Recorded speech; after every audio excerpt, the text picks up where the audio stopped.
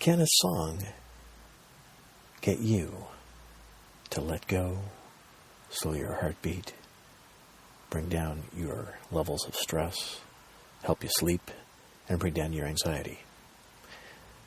I'll have a link to that in the show notes at allthatchazz.com. At allthatchazz.com, you'll also find a button that says Become a Patron. So do check out the Patreon rewards, where if you support this podcast, you can get rewards. Let's get right on with the podcast, because you don't have time to waste. This podcast is brought to you by R.F. Casey, who is our first patron, and by Do the Thing, which is my book about stress management, pain management, time management, and energy management. Now let's get right down to it. So first off, I have this link to a bit of music in the show notes at allthatchazz.com, which you are going to want to check out. That's allthatchazz, 2 Z's, 2 Z's if you're nasty, Chazz. And at allthatchazz.com, the link will take you to some music that, I don't know if it's designed by neuroscientists or if it's discovered by neuroscientists, that it actually reduces your level of stress. It can bring down your anxiety, slow your breathing, slow your heart rate. There are lots of stress markers that they can look for in the by just taking blood tests or monitoring your breathing, just all kinds of ways to measure stress. And of course, there's the subjective measures. And apparently, neuroscientists or neurobiologists have figured out that this particular song, which sounds kind of, it's not churchy, but it's kind of heavenly, I guess, divine. It does have those effects, and you can check that out at allthatchazz.com. So, and thank you to Andrew F. Butters, a friend of mine who's an author, who turned me onto that link. Next, a podcast suggestion. There is a new comedy podcast which also can make you smarter. It doesn't really make you smarter. It gives you more information when you check it out. It's called Citation Needed.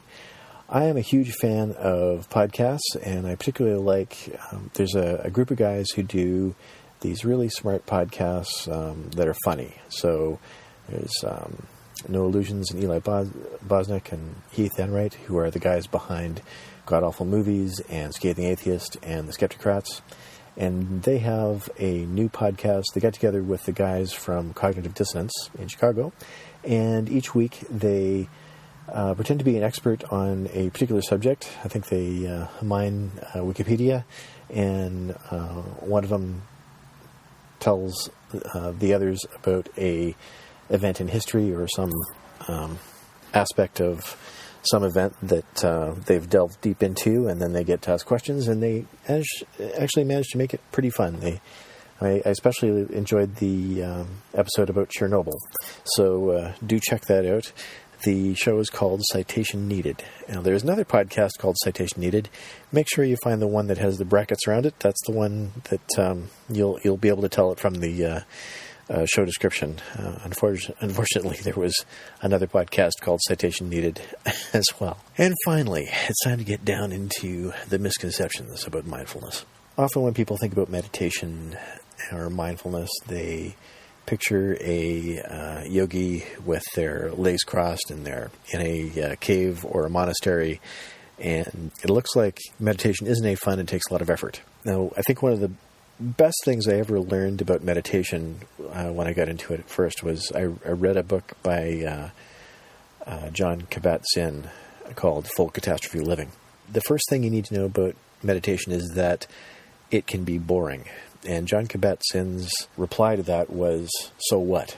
Do it anyway because it's good for you.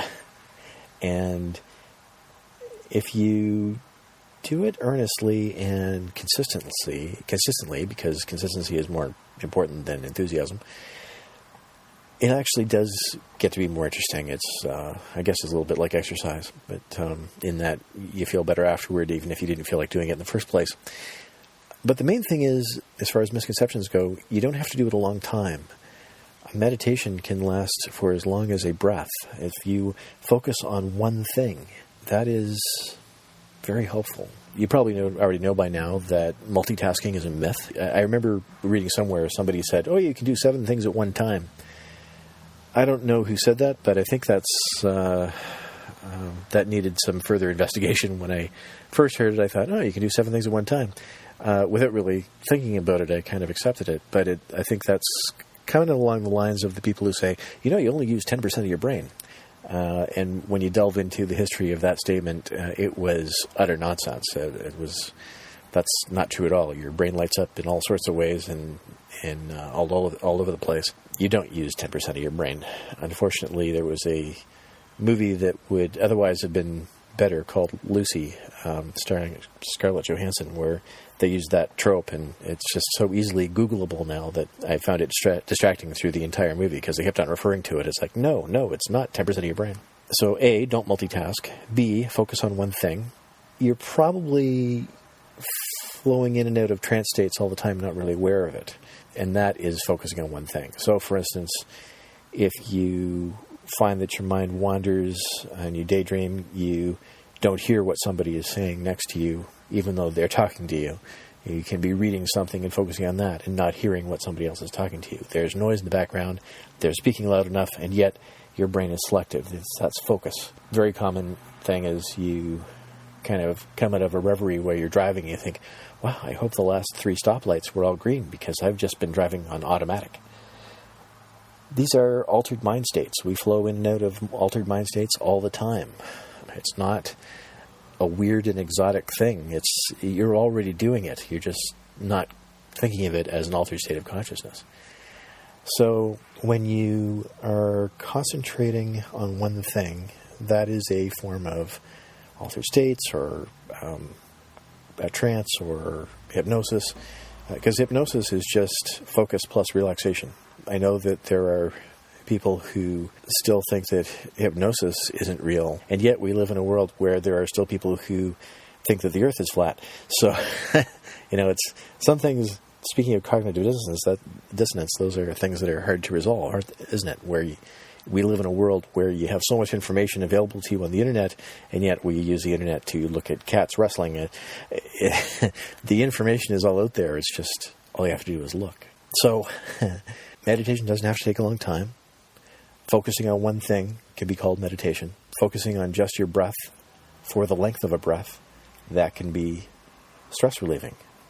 It doesn't have to be a major commitment where you have to move to Tibet and live on a mountaintop. You don't have to deny yourself that much.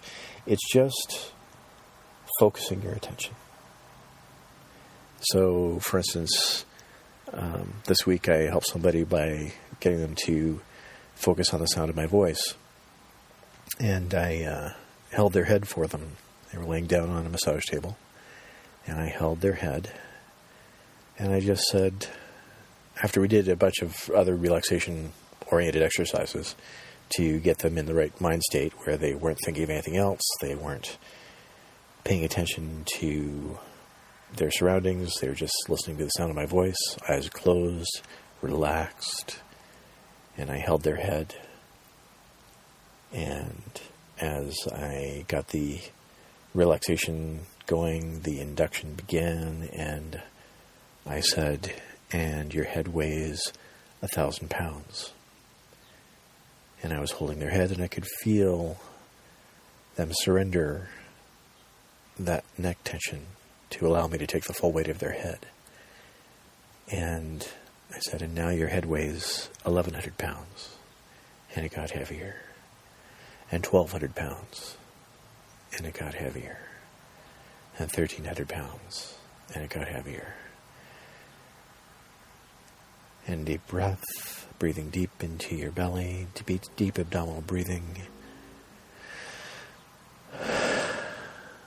And relax.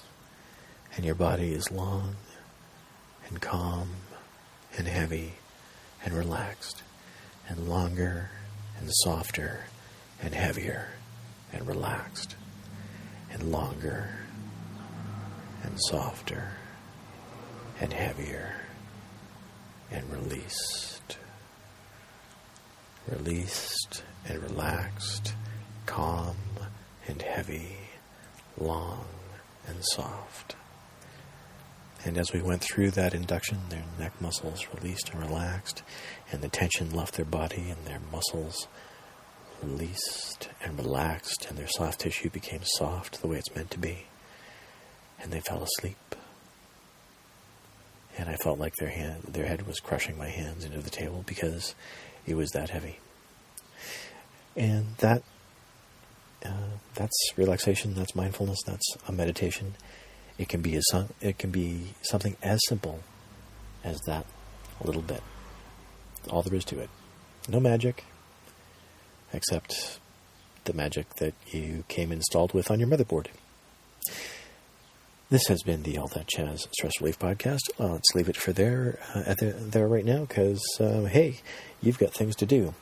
But I hope through the day you will take a moment here and there to take a breath and focus on your breath and nothing else, to relieve your stress and release and relax and lengthen and soften and calm and heavy and released and relaxed and calm and heavy and released and relaxed and relaxed and relaxed and relaxed and relaxed.